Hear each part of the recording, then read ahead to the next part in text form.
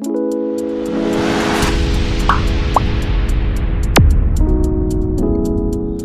बच्चों, आपका genius classes में स्वागत है।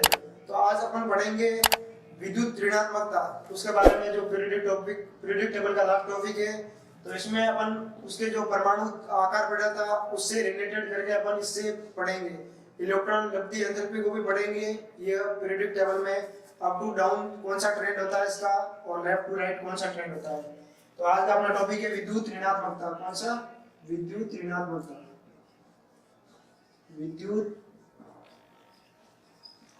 ऋणात्मकता।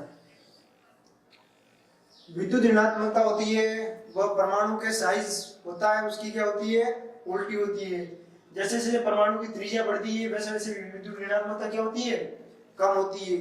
कोई भी अपन एलिमेंट लेते हैं, हाइड्रोजन एलिमेंट ले लिया और दूसरा अपन एलिमेंट कौन सा लेते हैं, सोडियम ले लिया। तो इसमें से बड़ा तत्व कौन सा, हाइड्रोजन जो छोटा तत्व है, सोडियम बड़ा तत्व है। तो विद्युत ऋणात्मकता नेगेटिविटी से मापते हैं। सहसंयोजी बंध होते हैं, उसमें एक दूसरे को आकर्षित करने की जितनी प्रवृत्ति होती है, आपस में जितना खींच सकते हैं बॉन्डिंग, वो उसकी प्रवृत्ति को दर्शाता है।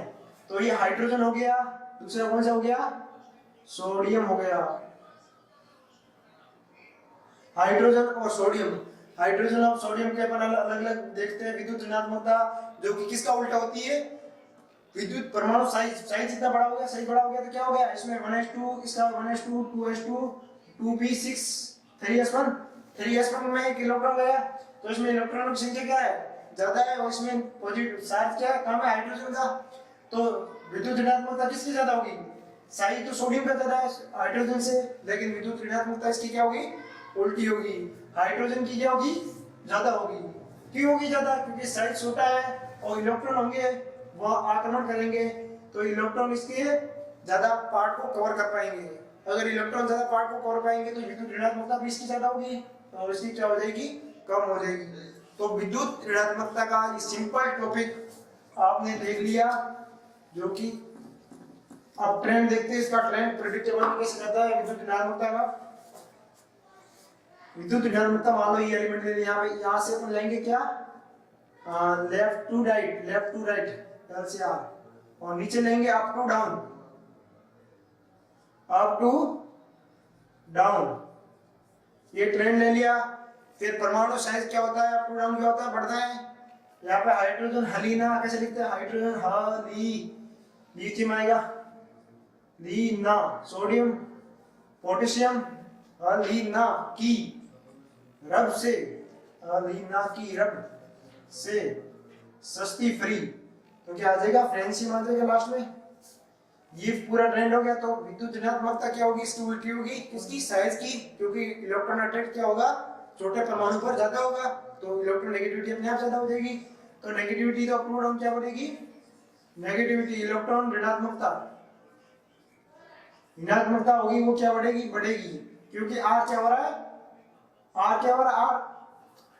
आर बढ़ रहा है परमाणु साइज, जैसे साइज बढ़ेगा वैसे वैसे आर बढ़ेगा, त्रिज्या बढ़ेगी, तो विद्युत ऋणात्मकता क्या होगी, कम होगी। यानी कि इलेक्ट्रॉनों को आकर्षित करने की प्रवृत्ति क्या हो जाएगी, धीमे धीमे अप टू डाउन क्या हो जाएगी, कम हो जाएगी। क्योंकि कोई भी एटम जितना बड़ा होगा उसमें प्रोटॉनों की संख्या क्या होगी, ज्यादा होगी।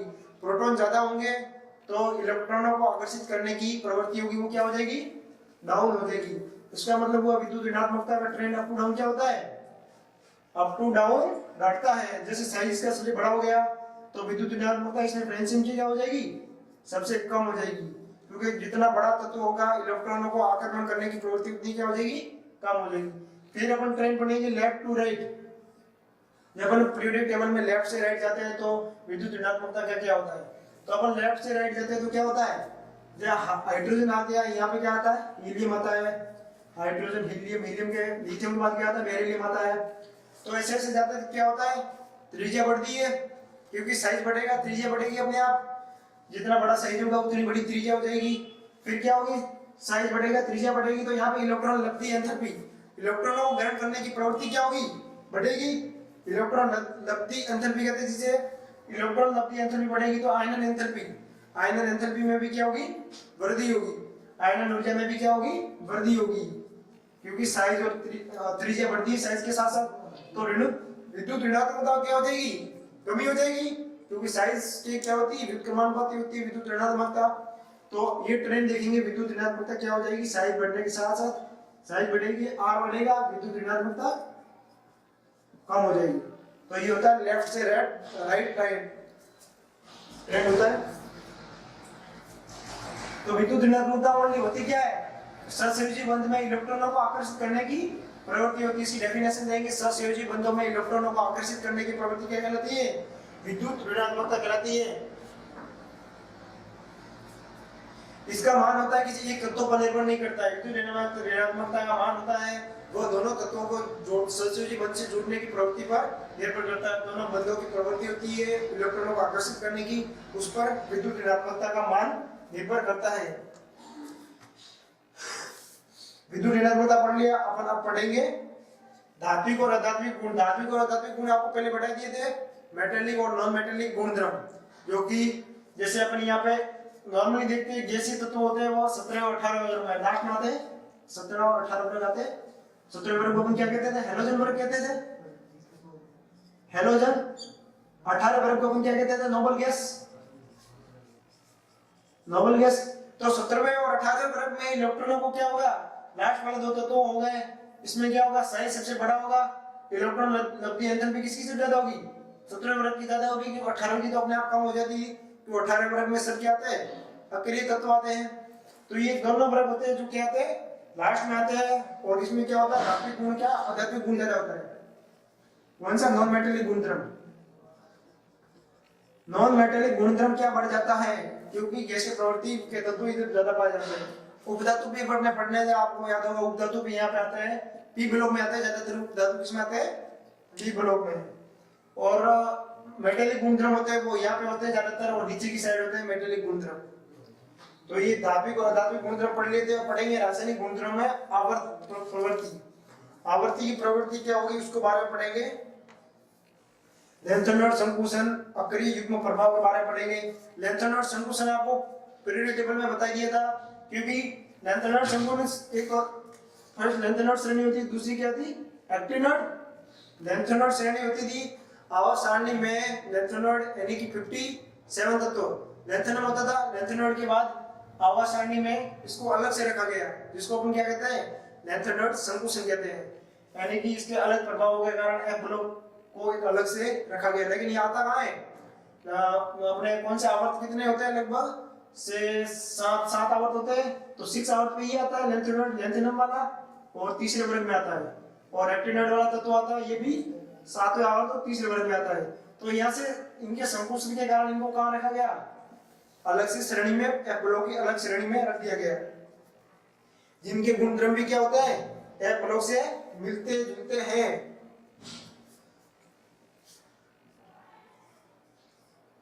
एफ ओ और एन ए। अब इसके बारे में विद्युत ऋणात्मकता पढ़ेंगे। एक तो होगा फ्लोरीन, ऑक्सीजन और सोडियम। इसकी विद्युत ऋणात्मकता का अपन ऑर्डर निकालेंगे। तो आप देखते हैं ऑर्डर, अपन जो ट्रेंड पढ़ा उसके अनुसार ऑर्डर निकलता है या नहीं निकलता, अपन अभी देखते हैं। ये हो गया फ्लोरीन, ये हो गया ऑक्सीजन, ये हो गया सोडियम। तो फ्लोरीन कहाँ आता है, 17वें वर्ग में आता है, तो अपन लिख देंगे, अपने दिमाग में फिट कर देंगे कहाँ आता है, 17वें वर्ग में आता है। और आवर्त कौन सा होता है, सेकंड आवर्त होता है फ्लोरीन का। फिर ऑक्सीजन, ऑक्सीजन का सेकंड आवर्त होता है। फ्लोरीन से पहले आता है क्या, ऑक्सीजन। ऑक्सीजन कितने नंबर पे आता है, 8 नंबर पे आता है। Nitrogen, hydrogen, lithium, beryllium, boron, carbon, nitrogen, oxygen, fluorine, neon. तो इससे पहले होगा। फिर सोडियम, सोडियम का आता है, सोडियम आता फ्लोरीन, यानी कि थर्ड आवर्त में आ जाएगा सोडियम, यहाँ पे आ गया। अब विद्युत ऋणात्मकता देखेंगे। विद्युत ऋणात्मकता बारे में आपने क्या पढ़ा था, कि वो ऋणात्मक तत्व होती है वो साइज बढ़ने के साथ क्या होती है, कम होती है। यानी कि त्रिज्या भी बढ़ेगी, साइज भी बढ़ेगा, लेकिन विद्युत ऋणात्मकता क्या हो जाएगी, आकर्षित करने की प्रवृत्ति होती है इलेक्ट्रॉनों को, तो वो क्या हो जाएगी, कम हो जाएगी। तो इसमें देखते हैं अपन, ये क्या है, दो तत्व है। तो अपन ने क्या पढ़ा था, इसमें ज्यादा किसकी हो, ऑक्सीजन और फ्लोरीन में से ज्यादा किसकी होगी, साइज क्या होता है, अप डाउन बढ़ता है, लेफ्ट राइट घटता है। साइज घटेगा तो क्या होगी, ऋणात्मकता बढ़ेगी। तो ऑक्सीजन और फ्लोरीन में से फ्लोरीन की क्या होगी, ज्यादा होगी। फिर देखेंगे अपन, देखना सोडियम और ऑक्सीजन में, सोडियम और ऑक्सीजन में से ज्यादा किसकी होगी, ऑब्वियसली ऑक्सीजन की ज्यादा होगी। क्योंकि नीचे भी आ रहा है, इतना ज्यादा भी नीचे नहीं आ रहा, और ये कॉर्ड का फर्क है, तो इसमें किसकी ज्यादा होगी, ऑक्सीजन की क्या ज्यादा हो जाएगी सोडियम से। तो इसमें सबसे ज्यादा किसकी होगी, फ्लोरीन की, फिर ऑक्सीजन की, और फिर सोडियम की। तो ये क्या हो गया, विद्युत ऋणात्मकता का करेक्ट ऑर्डर हो गया। तो आपको मेनली याद रखना विद्युत ऋणात्मकता का मान भी होता है, मान याद नहीं रख सकते अपन, लेकिन इसको अपन याद रख सकते हैं। फिर अपन आगे पढ़ेंगे विभिन्न प्रकार के तत्व होते हैं, उसमें संयुक्तता निकालने के लिए पढ़ेंगे। एल्यूमिनियम की ऑक्सीकरण अवस्था निकालनी, जैसे कोई यौगिक कंपाउंड ले रहे हैं, ऑक्सीकरण अवस्था, अपसायिक अवस्था, वो आपको निकालनी आती होगी। किसी भी यौगिक में ऑक्सीकरण अवस्था कैसे निकालते हैं उसको पढ़ेंगे अपन।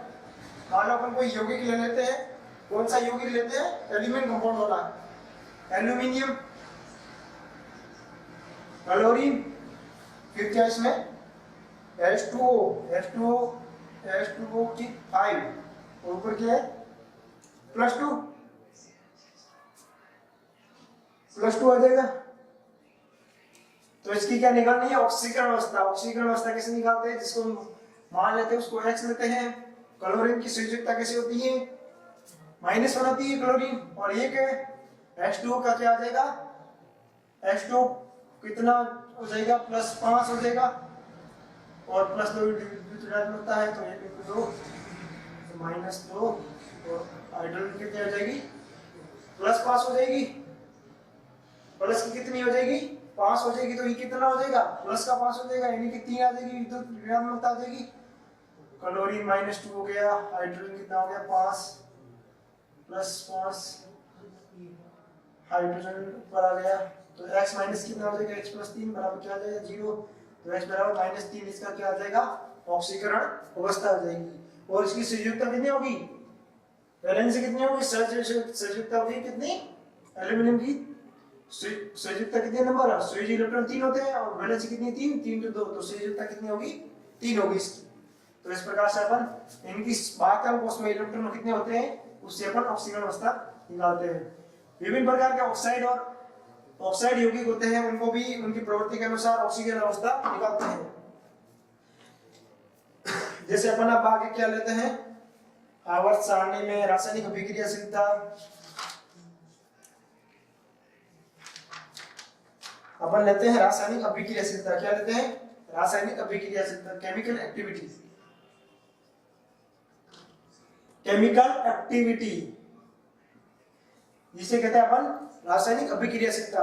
रासायनिक अभिक्रियाशीलता होती है, वो क्या होती है, तत्वों की किसी भी यौगिक के प्रति आकर्षण और प्रतिकर्षण की क्या होती है, प्रवृत्ति होती है, जिसके द्वारा क्या करते हैं, वह यौगिक में क्रिया करते हैं। कोई भी यौगिक से क्रिया करते हैं, तत्वों से क्रिया करते हैं, जो रासायनिक प्रोसेस को आसान बनाते हैं। जिसमें अपन पढ़ेंगे, मान लो जब से रासायनिक अभिक्रिया द्वारा Na2O, सारे Cl2 एक अम्लीय ऑक्साइड है। अपन एक क्वेश्चन लेते हैं Na2O, सोडियम ऑक्साइड और क्लोरीन ऑक्साइड का एक क्वेश्चन लेते हैं, जिसके माध्यम से अपन इसकी एक्टिविटी को पढ़ते हैं। यानी कि एक्टिविटी होगी इन ऑक्साइडों में, तो कौन से गुणधर्म दर्शाएंगे, एसिडिटी दर्शाएगा, कौन सा दर्शाएगा, उसके बारे में अपन पढ़ेंगे अभी। तो Na2O सोडियम ऑक्साइड लेते हैं, एक तो क्वेश्चन में ही दे रखा है, दूसरा क्या दे रखा है, ये सारे दूसरा एक अम्लीय ऑक्साइड दे रखा है जिसको क्लोरीन ऑक्साइड Cl2O7, ये क्या है, अम्लीय ऑक्साइड है, बेसिसिटी, सारे ऑक्साइड, और ये क्या हो गया, अम्लीय ऑक्साइड, एसिडिटी। अम्लीय और सारे ऑक्साइड अपन को निकाला गया है कि सारे अम्लीय गुण का परीक्षण करके आप लिटमस पत्र से प्राप्त कर सकते हैं। लिटमस पत्र का गुणधर्म दिखाते हैं इसमें, इसके अपन रिएक्शन करवाते हैं, किसके साथ, जल के साथ। सोडियम इनको कैसे प्राप्त करेंगे, इसको ऑक्सीजन है जल के साथ, इसको भी जल के साथ कराएंगे तभी प्राप्त होगा। तो 2Na की रिएक्शन करवाता है किससे, H2O के साथ। H2O के साथ रिएक्शन होगी, प्रोसेस होगा, तो क्या बढ़ जाएगा, H2O, तो बढ़ जाएगा Na2O, Na2O बढ़ेगा, Na2 और OH, हाइड्रोजन भी आ रहा है तो NaOH बन जाएगा, 2NaOH बन जाएगा, सोडियम हाइड्रोक्साइड बन जाएगा। सोडियम हाइड्रोक्साइड क्या होता है, सारे गुणधर्म दर्शाता है, सारे और अम्लीय गुण का परीक्षण करते हैं इसमें, और H2O के रिएक्शन निकालते हैं Cl2O7, क्योंकि दोनों की रिएक्शन कराएंगे तब पता लगेगा अपन के कौन सा सारे गुणधर्म ज्यादा प्रदर्शित करता है। इसमें क्या बनेगा, हाइड्रोक्लोरिक एसिड में HClO4 बनेगा, HClO4 बन जाएगा, तो इसकी रिएक्शन का भाई अपन पता लगा सकते हैं H2O से कोई भी ऑक्साइड की रिएक्शन करवा के कौन से गुणधर्म बेसिसिटी और ऑक्सीडेटिव की गुणधर्म प्रदर्शित करते हैं। फिर अपन इलेक्ट्रॉन लब्धि एंथैल्पी का मान पढ़ लिया। उत्कृष्ट देशों में पूर्णतः कोष भरे होते हैं, उनकी इलेक्ट्रॉन लब्धि एंथैल्पी का मान क्या होता है? धनात्मक होता है। ये आपको एक लाइन याद रखनी है। कौन सी लाइन? कि जो पूर्णतः भरे हुए कक्षक होते हैं जिनका इलेक्ट्रॉनिक विन्यास पूर्ण रूप से भरा होता है, जिसमें इलेक्ट्रॉनों को क्या रहता है? पूरे कंप्लीट होते हैं। मान लो उसमें कोई भी हो सकता है, कोई भी एलिमेंट हो सकता है, वो उसकी पावर के ऊपर डिपेंड है। जैसे कि अपन ने मान लो लेते हैं, जैसे नियॉन तो आता ही है, कौन सा आता है? एक तो हीलियम आता है, हीलियम बाद कौन सा आता है? नियॉन आता है, नियॉन के बाद आर्गन, आर्गन के बाद क्रिप्टॉन, क्रिप्टॉन जीनॉन, जीनॉन को अपन क्या एक्सिस से लिखते हैं जीनॉन। तो ये तत्व तो आते ही है, लेकिन अपन हाइड्रोजन के ऊपर जैसे मान लो हाइड्रोजन H-1 लगा, H- लगा देंगे तो क्या आ जाएगा? ये भी क्या आखिरी अवस्था में आ जाएगा? क्योंकि इलेक्ट्रॉन क्या कर रहा है? डोनेट कर रहा है, ये ग्रहण कर रहा है। डोनेट क्या ग्रहण करेगा इलेक्ट्रॉन H-, तो उसमें आ जाएगा। जैसे अपन सोडियम लिख दिया Na, सोडियम का लिए Na+ लिख दिया, Na+ क्या हो जाएगा? Na+ एक इलेक्ट्रॉन को क्या करेगा? दान कर देगा। दान करेगा तो क्या आ जाएगा? अक्रिय अवस्था में। तो अक्रिय अवस्था के इलेक्ट्रॉन लब्धि एंथैल्पी होती है हमेशा पॉजिटिव होती है। ये आपको हमेशा याद रखना है। आप नोट्स में लिख देना इलेक्ट्रॉन लब्धि एंथैल्पी क्या होती है? जिसमें कोष पूर्ण भरे होते हैं। कोष पूरे s block, d block, p double कौन से भी कोष में आ सकता है इलेक्ट्रॉन, तो कोष पूरे भरे होने चाहिए। तो क्या होगा? उसकी इलेक्ट्रॉन लब्धि एंथैल्पी पॉजिटिव हो जाएगी।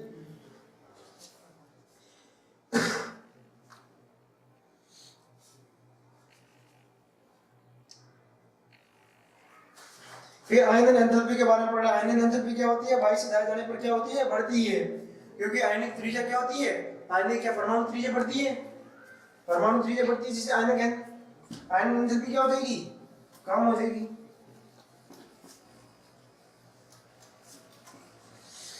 फिर अपन बॉन्डिंग के बारे में पढ़ लेते हैं। कौन सा? बॉन्डिंग, जो कि अपना अलग अलग टॉपिक होगा। उसमें भी बॉन्डिंग के आधार पर भी इलेक्ट्रॉनों को आकर्षित करने की प्रवृत्ति होती है यौगिकों में। यौगिक होते हैं उसमें क्या होते हैं? धनावेशित और ऋणावेशित क्या होते हैं? अलग अलग तत्व होते हैं। एक यौगिक होता है उसमें बॉन्डिंग होती है। ये यौगिक में अन्य तत्वों के मिश्रणों का गुणधर्म आ जाते हैं, तो वो क्या बन जाता है? जैसे अपन कोई भी कंपाउंड बनाते हैं किसी से रिलेटेड, उसमें अपन को 2-3 गुणधर्म डालने होते हैं, तो अपन क्या उनसे बॉन्डिंग करवा के यौगिकों को केमिकल रिएक्शन से मिलाकर अपन क्या बना देते हैं? एक बिग कंपाउंड बना देते हैं। जैसे कि यूरिया नाइट्रोजन ऑक्साइड से मिलकर बना होता है, अमोनियम ऑक्साइड और नाइट्रोजन ऑक्साइड को मिलकर इनमें ऑक्सीकरण प्रक्रिया से यूरिया बनता है, जो कि क्या खाद के रूप में अपन उपयोगी लेते हैं।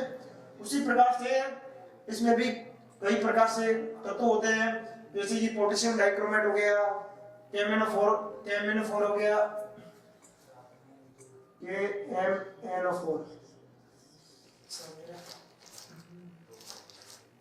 KMnO4 हो गया, पोटेशियम डाइक्रोमेट भी हो गया। इस प्रकार से कई प्रकार के अलग अलग तत्व होते हैं जो कि अपन बॉन्डिंग से समझाते हैं।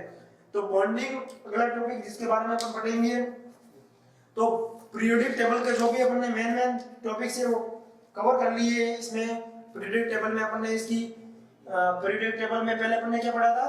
शुरुआत में शॉर्ट इंट्रोडक्शन में अपन कैसे पढ़े थे पीरियोडिक टेबल? तो शुरुआत में अपन ने पढ़े थे नॉर्मल गुणधर्म, नॉर्मल जानकारी, जिसमें अपन ने इसके मॉडल पढ़े थे। कौन से? एक त्रिक मॉडल पढ़ा था, डोबेराइट का त्रिक मॉडल। उसके अलावा अपन ने क्या पढ़ा? मेंडलीव का आवर्त सारणी। उसके बाद अपन ने पढ़ा था कौन सी आवर्त सारणी? हेनरी मोडले की आधुनिक आवर्त सारणी के बारे में भी अपन ने बात की थी। और न्यूलैंड का बीच में न्यूलैंड का अष्टक नियम पढ़ा था, जिसमें अपन ने क्या पढ़ा था? कि पहले कोई भी पहला तत्व होता है वो 8 तत्वों से समानता रखता है, तो ऐसे मुंह पे डायरेक्ट याद रखना चाहिए। फिर अपन ने इसके बाद क्या पढ़ा? पीरियोडिक टेबल पढ़ा था। पीरियोडिक टेबल में अपन ने विभिन्न तत्वों के गुणधर्म, उनको याद रखने की ट्रिक, इन सब के बारे में बात की थी। फिर अपन ने इनके रासायनिक गुणधर्मों और भौतिक गुणधर्मों के बारे में पढ़ा। तत्वों के S block, P block, D block, इनका विस्तृत वर्णन किया। और विद्युत ऋणात्मकता, आयनन एंथैल्पी, इलेक्ट्रॉन लब्धि एंथैल्पी, इन सब के बारे में अपन ने नॉर्मल इंट्रोडक्शन पूरा कर लिया। तो अपना